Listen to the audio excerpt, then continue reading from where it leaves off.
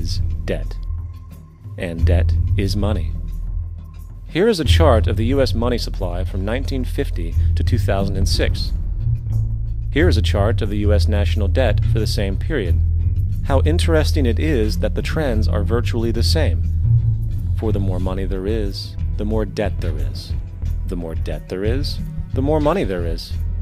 To put it a different way, every single dollar in your wallet is owed to somebody by somebody. For remember, the only way the money can come into existence is from loans. Therefore, if everyone in the country were able to pay off all debts, including the government, there would not be $1 in circulation.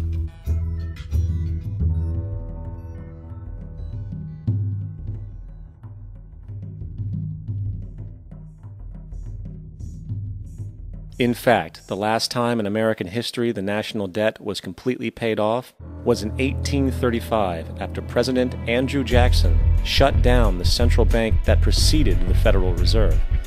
In fact, Jackson's entire political platform essentially revolved around his commitment to shut down the central bank, stating at one point, "The bold efforts the present bank has made to control the government are but premonitions of the fate that awaits the American people, should they be deluded into a perpetuation of this institution or the establishment of another like it."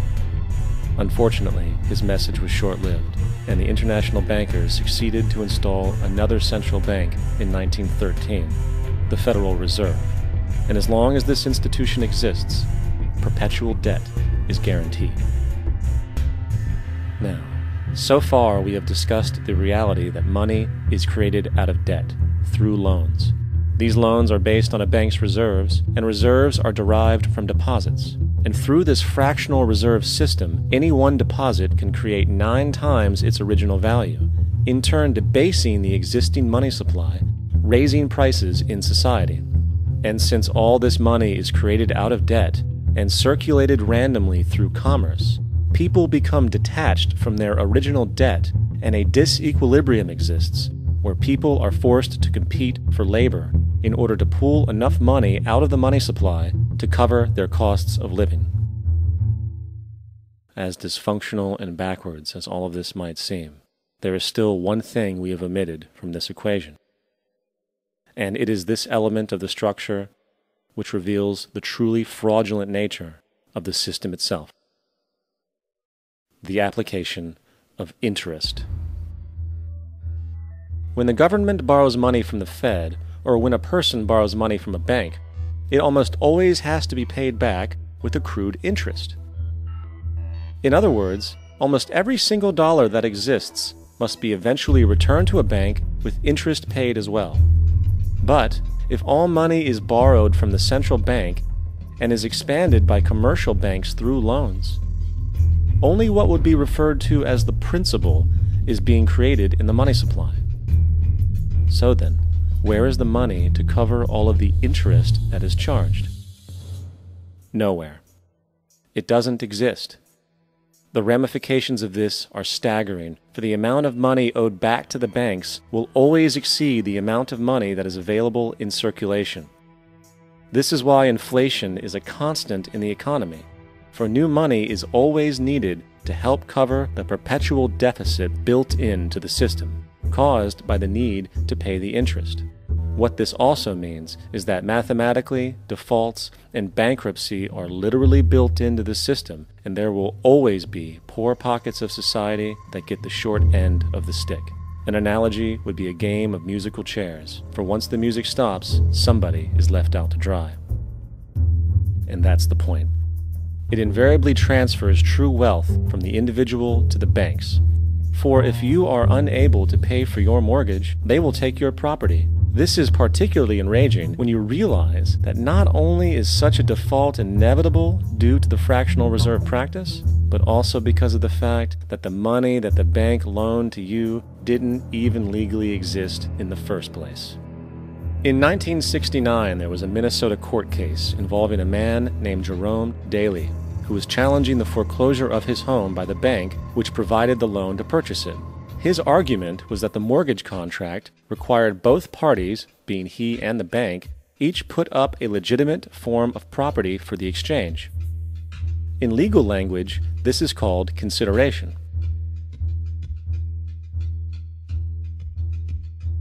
Mr. Daly explained that the money was, in fact, not the property of the bank, for it was created out of nothing as soon as the loan agreement was signed. Remember what modern money mechanics stated about loans? What they do when they make loans is to accept promissory notes in exchange for credits. Reserves are unchanged by the loan transactions, but deposit credits constitute new additions to the total deposits of the banking system. In other words, the money doesn't come out of their existing assets. The bank is simply inventing it, putting up nothing of its own, except for a theoretical liability on paper. As the court case progressed, the bank's president, Mr. Morgan, took the stand, and in the judge's personal memorandum, he recalled that the plaintiff, bank's president, admitted that, in combination with the Federal Reserve Bank, did create the money and credit upon its books by bookkeeping entry. The money and credit first came into existence when they created it. Mr. Morgan admitted that no United States law or statute existed which gave him the right to do this. A lawful consideration must exist and be tendered to support the note. The jury found that there was no lawful consideration, and I agree. He also poetically added, "Only God can create something of value out of nothing." And upon this revelation, the court rejected the bank's claim for foreclosure, and Daly kept his home. The implications of this court decision are immense. For every time you borrow money from a bank, whether it is a mortgage loan or a credit card charge, the money given to you is not only counterfeit, it is an illegitimate form of consideration, and hence voids the contract to repay, for the bank never had the money as property to begin with. Unfortunately, such legal realizations are suppressed and ignored, and the game of perpetual wealth transfer and perpetual debt continues. And this brings us to the ultimate question: why? During the American Civil War, President Lincoln bypassed the high-interest loans offered by the European banks and decided to do what the Founding Fathers advocated, which was to create an independent and inherently debt-free currency. It was called the greenback. Shortly after this measure was taken, an internal document circulated between private British and American banking interests stated, "Slavery is but the owning of labor, and carries with it the care of laborers, while the European plan is that capital shall control labor by controlling wages. This can be done by controlling the money. It will not do to allow the greenback, as we cannot control that." The fractional reserve policy perpetrated by the Federal Reserve, which has spread in practice to the great majority of banks in the world, is, in fact, a system of modern slavery. Think about it. Money is created out of debt. And what do people do when they are in debt? They submit to employment to pay it off. But if money can only be created out of loans, how can society ever be debt-free? It can't. And that's the point.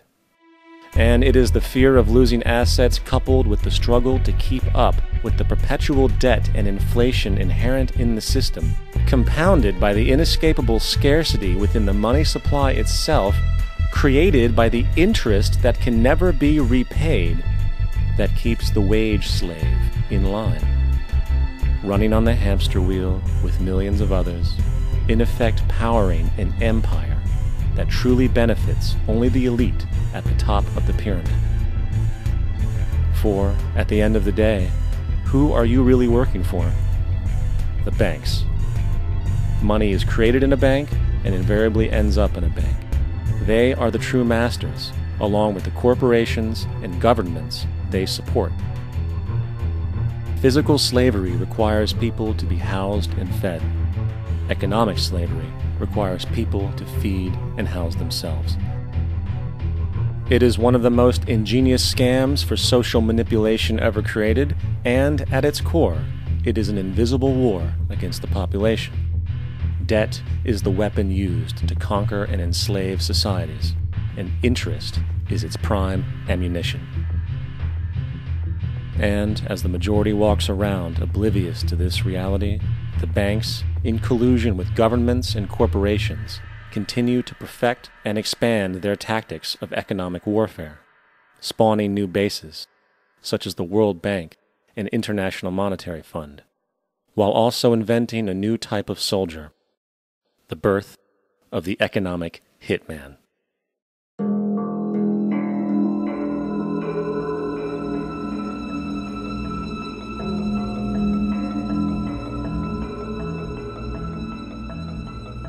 We economic hitmen really have been the ones responsible for creating this first truly global empire. And we work many different ways.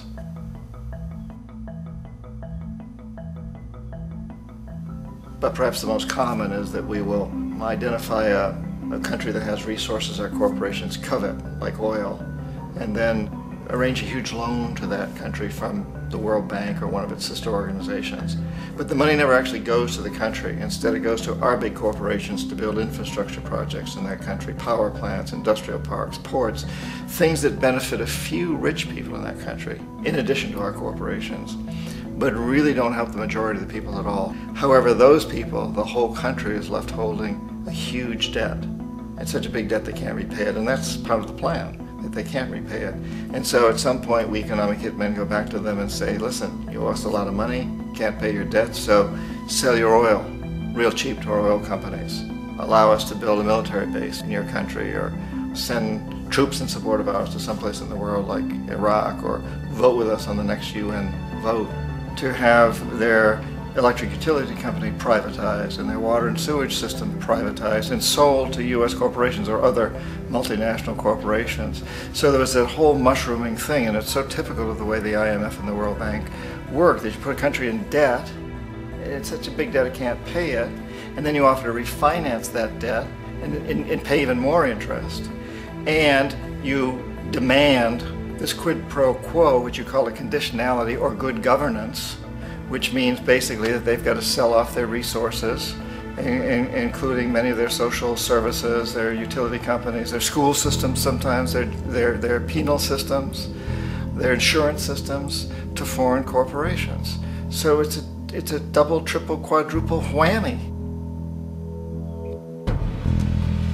The precedent for economic hitmen really began back in the early 50s when democratically elected Mossadegh, who was elected in Iran, he was considered to be the hope for democracy in the Middle East and around the world. He was Time Magazine's Man of the Year. But one of the things that he'd run on and began to implement was the idea that foreign oil companies needed to pay the Iranian people a lot more for the oil that they were taking out of Iran. The Iranian people should benefit from their own oil. Strange policy. We didn't like that, of course. But we were afraid to do what we normally were doing, which was to send in the military. Instead, we sent in one CIA agent, Kermit Roosevelt, Teddy Roosevelt's relative.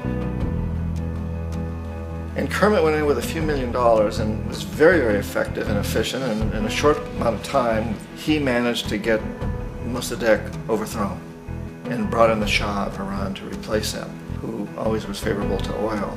And it was extremely effective. Mobs overflow Tehran.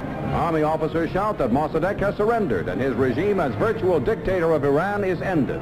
Pictures of the Shah are paraded through the streets as sentiment reverses.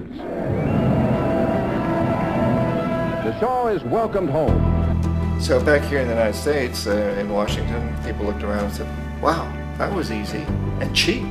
So this established a whole new way of manipulating countries, of creating empire. The only problem with Roosevelt was that he was a card-carrying CIA agent, and had he been caught, the ramifications could have been pretty serious.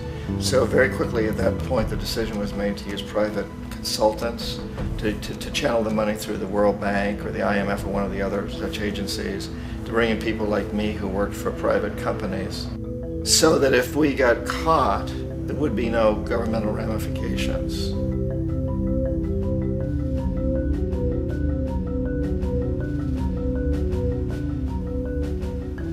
When Arbenz became president of Guatemala, the country was very much under the thumbs of United Fruit Company, the big international corporations. And Arbenz ran on this ticket that says, you know, we want to get the land back to the people.